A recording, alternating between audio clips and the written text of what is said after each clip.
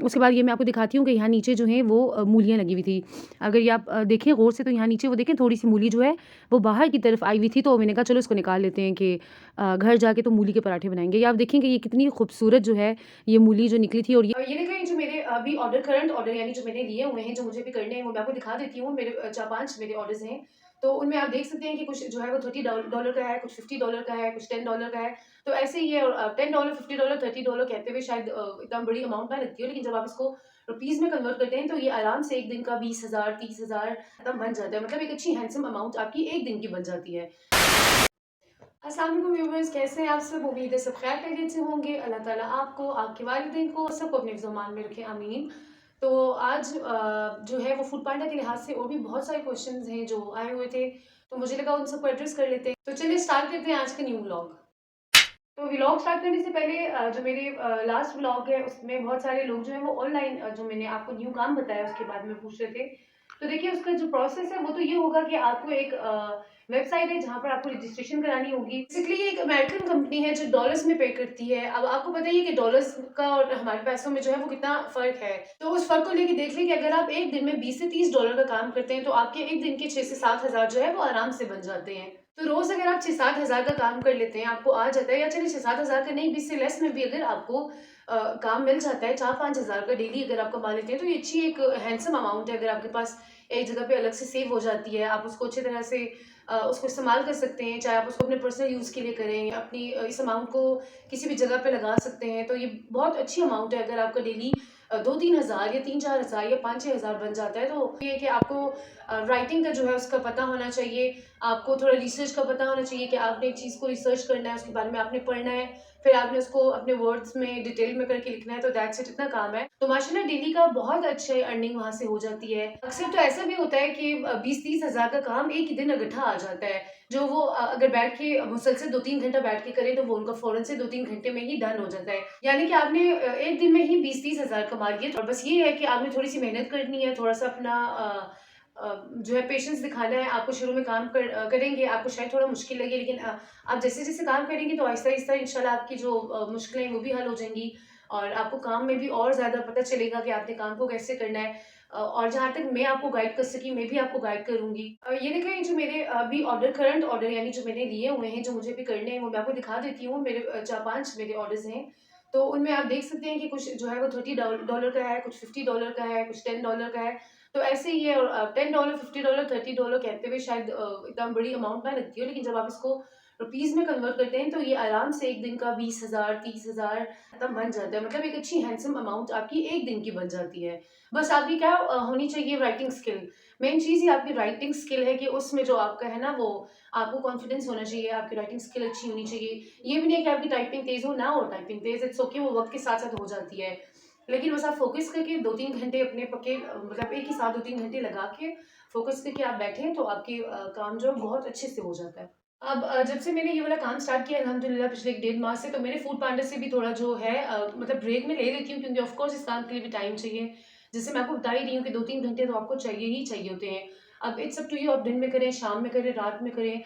अब क्योंकि American company है तो ऑर्डर्स हमें रात को ही मिलते हैं, इसलिए अब रात को थोड़ा अलर्ट होके रहना पड़ता है। तो अभी आप देख सकते हैं जैसे मैं गाँव आई हुई हूँ, यानी आज भी 1 दिन का रेस्ट लिया है फूड पांडा से, क्योंकि अब मैं कुछ दिन जो हैं वो अपने इस काम को भी देती हूँ। ये मेरे गाँव का कमरा है, आप देख सकते हैं। हमने भी ये घर यूँ ही बनाया है गाँव में अपना, तो हम आ जाते होते हैं महीने में 1 दफ़ा यहाँ पर रहने, छुट्टियाँ मनाने। तो मैं आपको यहाँ का इस घर का भी जो है वो डिटेल में इंशाल्लाह व्लॉग बना के आपको ज़रूर दिखाऊँगी। बाहर देखिए कितना प्यारा व्यू है, कितने मज़े की इस टाइम धूप है, सब बाहर बैठे हुए हैं। तो मैंने कहा कि मैं आप लोगों के लिए व्लॉग बना दूँ। मैं इंशाल्लाह आप लोगों के लिए इस घर का, गाँव के इस घर का भी डिटेल में व्लॉग लेकर आऊँगी इंशाल्लाह। अभी मैंने आज छुट्टी इसीलिए की है क्योंकि अब कल से काम है, तो कल से दोबारा काम पर लग जाना है। चलिए फिर ठीक है, अब हम चलते हैं फूड पांडा की तरफ। उसका जो क्वेश्चन आंसर सीरीज़ है वो स्टार्ट करते हैं। तो चलिए फिर शुरू करते हैं अपने पहले सवाल से। अच्छा, तो एक सवाल है जो काफ़ी सारे लोग अमूमन पूछते ही रहते हैं, मुझे बहुत ज़्यादा ये सवाल आते हैं। दूसरा, मेरी एक सब्सक्राइबर थी जो मेरे से कॉन्टैक्ट में है, मुझे व्हाट्सएप पे मेरे से पूछ रही थी। मुझे बता रही थी, मतलब सबका यही होता है कि वो ये जानना चाहते हैं कि मेन्यू का क्या करें? मेन्यू में क्या रखें, या मेन्यू हम बनाएँगे या फूड पांडा वाले बनाएँगे? तो देखिए, मेन्यू जो होता है वो आपने बनाना होता है। मतलब ज़ाहिर है, अगर किचन आप खोल रहे हैं, रेस्टोरेंट आप खोल रहे हैं, तो ये आप ही वो करेंगे कि आपने क्या बनाना है। सिर्फ ये है कि क्योंकि पांडे वाले आपको डिवाइस में फीड करके देते हैं, तो इससे वो थोड़ा सा कंसर्न होता है उनको कि आप हमें चीज़ें बता दें, उसकी प्राइसेस बता दें, तो वो आपको डिवाइस में उसको फीड करके देते हैं। और दूसरा मुझे वो मेरे से जो कांटेक्ट कर रही थी, वो पूछ रही थी, वो बता रही थी कि उनके जो मैनेजर हैं वो उनको कह रहे थे कि नहीं, आपने सारी जो डिशेज़ हैं वो चिकन की ही रखनी है, हम दाल नहीं रखने देते। अब मुझे नहीं पता उन्होंने ये बात क्यों की है, लेकिन फूड पांडा वालों का ये है, मैंने ये चीज़ देखी है कि वो आपके साथ स्ट्रिक्टनेस जो है वो करते हैं, लेकिन शुरू के 1-2 हफ्ते बस। उसके बाद उनको कंसर्न ही नहीं होता कि आप क्या कर रहे हैं। तो ये कि अगर वो इस तरह की कोई बात करते हैं तो ठीक है, इट्स ओके, आप उनसे एडवाइस तो ले लेना। आप तब तक उनके साथ ऐसे ही रहें, आप बोलो ठीक है जी, हम चिकन की ही डालेंगे। जब डिवाइस आपके हाथ आ जाएगी ना, तो उसके बाद आप चाहे लस्सी बेचें, आप चटनी बेचें, वो आपकी मर्जी है। उसके बाद फूड पांडा वाले कुछ भी नहीं कर सकते। तो जब डिवाइस आपके पास आ जाती है, तो उस वक्त आप जो है बेशक चिकन की सारी डिशेस निकाल दें, आप दाल ऐड कर लें। अब चिकन की यहाँ बात क्यों हो रही है, क्योंकि वो मुझे कह रही थी कि देखिए, चिकन भी महंगा होता है, कभी कभी जो है वो सस्ता होता है। अब सारी जो आइटम्स है वो मैं चिकन की नहीं डाल सकती, तो मैंने उनसे कहा कि ठीक है, कोई बात नहीं, इट्स ओके। आपने वो आपको एडवाइस बना के दे रहे हैं, तो इसलिए शायद वो आपसे इतना स्ट्रिक्टली वो कर रहे हो। वरना जब आपके पास डिवाइस आ जाएगी, तो उसके बाद ये पूरी आपकी अथॉरिटी होती है कि आपने क्या सेल करना है। तो उसके बाद आप चाहे चिकन की सारी चीज़ें निकाल लें और सारे दाल चावल की चीज़ें रख लें, वो सब आप पर होता है। उसमें आपको दोबारा फूड पांडे वाले कभी नहीं पूछ सकते कि ये आप क्यों कर रहे हैं या क्या नहीं कर रहे। बस डिवाइस आपको मिल जाए, तो उसके बाद आपकी अथॉरिटी है, आप जो मर्जी सेल करें। एक और सवाल जो बहुत ज़्यादा मेरे से लोग पूछते हैं, मतलब जो भी आते हैं उसको ये कंसर्न लाज़मी होता है, वो पूछते हैं कि फूड पांडे वाले जो हैं वो घर विज़िट करते हैं, आपके घर आते हैं, आपका किचन देखते हैं। अब मुझे नहीं पता ये बात क्या है, किस तरह से है, ये लोग मिसगाइड करते हैं या क्या करते हैं। बहरहाल फूड पांडे वाले देखिए इतने फालितु तो नहीं है कि वो अब सबके घर जाएँगे, क्योंकि ज़ाहिर-सी बात है, काम करने वाले भी बहुत हैं।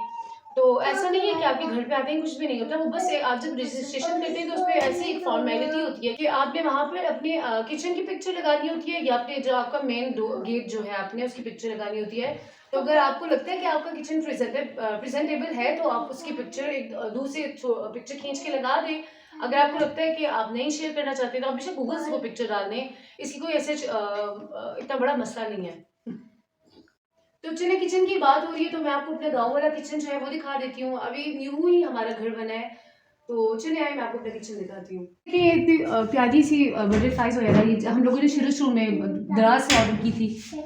ये अच्छी लगती है, पूरी दीवार को ज़रा अच्छी सी लुक दे रही है। उसके बाद बस ये छोटा-सा हमारा किचन, वो इस तरह आपको अलमारियों के अंदर से भी दिखा रही है। अच्छा, छोटा-सा नीट सा सेटल सा है, ज़्यादा खप वगैरह नहीं डाली हुई हमने। एक दिन ही आते हैं, एक दिन के लिए आना होता है, तो बस इस वजह से फिर थोड़ा ही यूज़ होता है।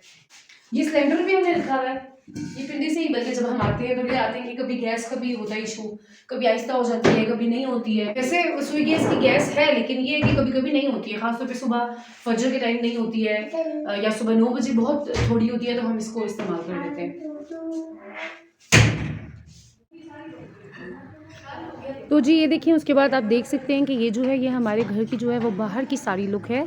यानी ये जो मैं आपको दिखा रही हूँ, ये इतना सा हमारा घर है। मैं यहाँ पर जो है वो पीछे से बहुत सारी जो हमने सब्जियाँ वगैरह लगाई हुई थी, वो लेके जाके अपने किचन में रख रही थी। आप देख सकते हैं कि यहाँ पे हमारे 2 रूम्स बने हुए हैं, 1 किचन है, 2 बाथरूम है। उसके बाद ये आप देख सकते हैं कि ये हमारे घर के बैक पे जो है, ये हमारा बहुत ज़बरदस्त, बहुत बड़ा जो है हमारा गार्डन है। यहाँ पर हमने बहुत ज़्यादा फ्रूट्स, वेजिटेबल्स, बहुत ज़्यादा चीज़ें लगाई हुई हैं, बहुत ज़्यादा ग्रीनरी है। और ये आप देख सकते हैं, ये हमने लगाए हुए हैं अमरूद के जो दरख्त हैं। यहाँ 2-3 दरख्त हैं अमरूद के, लेकिन ये अभी कच्चे हैं, ये भी बने नहीं हैं। ये देखने में बहुत खूबसूरत थे, लेकिन ये भी कच्चे थे। उसके बाद ये आप देख सकते हैं कि यहाँ पर हमने मूलियाँ, शलजम और गोभी और बहुत सारी चीज़ें जो हैं वो लगाई हुई थी। उसके बाद उसके बाद ये मैं आपको दिखाती हूँ कि यहाँ नीचे जो हैं वो मूलियाँ लगी हुई थी।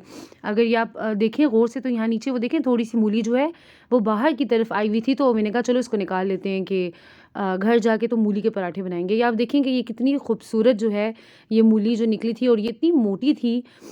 अपने खेत से जो निकली हुई मूली होती है उसकी तो और ही बात होती है ना, उसकी बंदा केयर करता है, साफ़ पानी उसको लगाता है।